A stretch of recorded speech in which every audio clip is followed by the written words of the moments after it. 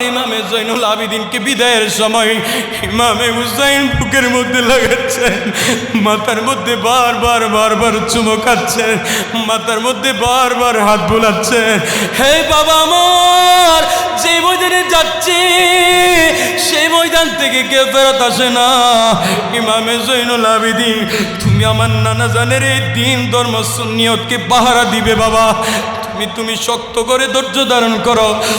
তুমি ধৈর্য ধারণের তুমি এমনভাবে ধৈর্য ধারণ করো, তুমি কখনো চিন্তিত হবে না। আমার নানাজান তোমার সাথে থাকবে। ইমামে জৈনুল বারবার বুকের মধ্যে লাগাচ্ছেন।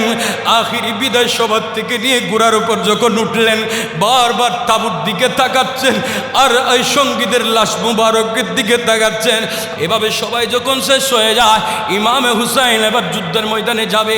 সেদিন ছিল জুমাবার, যুদ্ধের ময়দানে যাবে। সবাইকে ডেকে একটা বক্তব্য দিলেন, একটা ভাষণ দিলেন, খুতবা দিলেন। যে খুতবাটা আমরা সুন্নি মসজিদে ইমাম সাহেবরা দিই।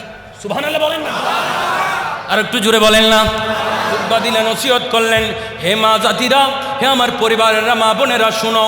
আমি যখন যুদ্ধের ময়দানে চলে যাব, আমার বুকে যখন তীর লাগবে, আমার পেটে যখন তীর লাগবে, আমি যখন জমিনে ছটপট করতে থাকবো, হে আমার মা জাতিরা, তোমরা মাথার কাপড় ফেলে কান্না করিও না, তোমরা কান্নাকাটি করিও না, হু হু আওয়াজ দিও না। হে আমার বিবি শাহর বানু, আমার কলিজার বেটা ইমামে জৈনুল আবিদিন, আমার বেটা অসুস্থ।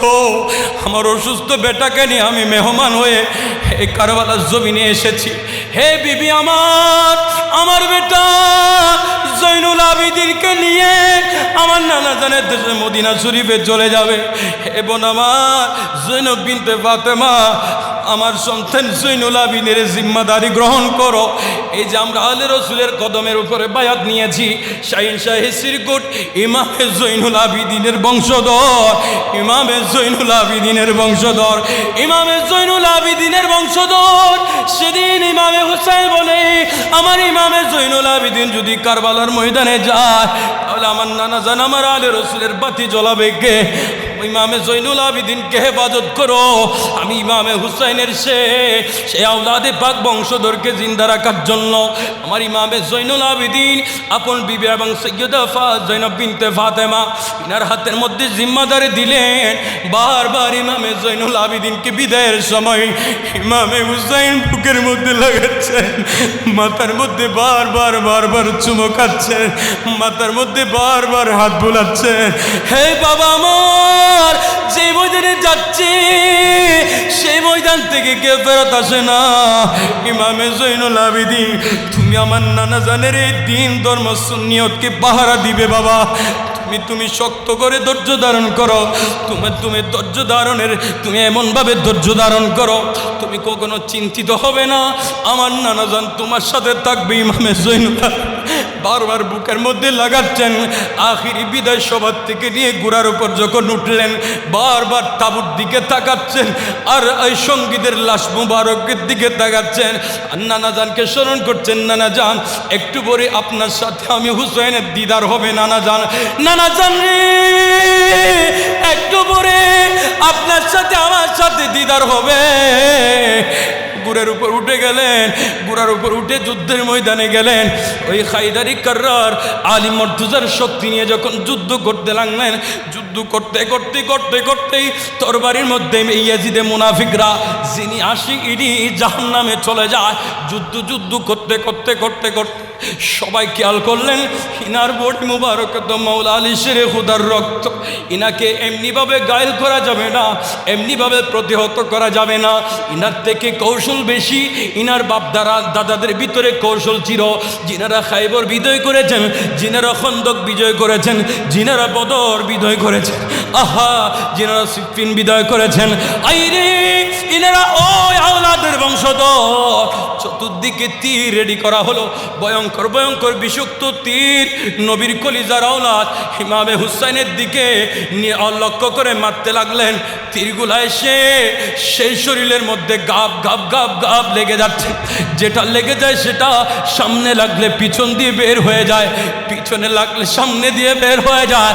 আসমানের দিকে কপাল মুবারক তুলে বলে, নানা যান দেখো রওজায়ে দোষ থেকে দেখে নাও আমি ইমামে হুসাইন আপনার গুনাহগার উম্মতের জন্য কেমন জুলুমের শিকার হচ্ছি, কেমন জুলুমের শিকার হচ্ছি, কেমন জুলুমের শিকার হচ্ছি। এক পর্যায়ে গুড়ার থেকে জমিনে পড়ে গেল। আহা, এমন বড়ি পুড়ে গেল যে বড়িটা একদিন আমার নবীর কাঁধ মুবারকে ছিল, আমার নবীর কাঁধ মুবারকে ছিল। আমার নবীর নামাজরত অবস্থায় আমার হুসাইনে পাককে গর্দানে নিতেন, এমন বডিটা জমিনে পড়ে গেল। সীমার দৌড় দিয়ে আসলেন, বুকের উপর বসলেন, তরবারি চালায়, কণ্ঠনালীর উপর দিয়ে তরবারি চালায়। এত ধারালি তরবারি কাটা যাচ্ছে না কণ্ঠনালী। হ্যাঁ হুসাইন, আপনার কণ্ঠনালী কাটা যায় না। হুসাইন জবাব দে, আমার কণ্ঠনালী কাটতে পারবি না। আল্লাহর ইজ্জতের কসম, আমার কণ্ঠের উপর আমার মোস্তফা নবী নবুয়তের রহমতি নরম টুট মুবারক দিয়ে হাজার হাজার লক্ষ লক্ষ লক্ষ লক্ষ চুমো মুবারক খেয়েছে। আমার পিছন দিয়ে কাট, তবে শর্ত হলো আজকে জুমাবার, আমাকে জুমার নামাজ সুযোগ দাও, জুমার নামাজের সুযোগ দাও, জুমার নামাজের সুযোগ দাও। আজকে জুমাবার আমি জুমা আদায় করব। ইমামে হুসাইন বলে নামাজে দাঁড়াইলেন। কেমন দেখেন আদর্শ, কেমন দেখেন। আমরা কেন নামাজ পড়ব, আমরা কেন নামাজ পড়ব? নামাজ চাকতে পারবে না এই মা বোনেরা, শিক্ষা নিয়ে নাও, নামাজ ছাড়া যাবে না, নামাজ ছাড়া যাবে না। শত শত তীর যখন বুকে লেগে যায়, শত শত তীর যখন মাথায় লেগেছে, তীরকে সে তীরের বিষে যখন বডিটা যখন যাত্রা যাত্রা হয়ে যাচ্ছে, ইমামে হুসাইন সেই মুহূর্তে নামাজে দাঁড়ায় গেছে।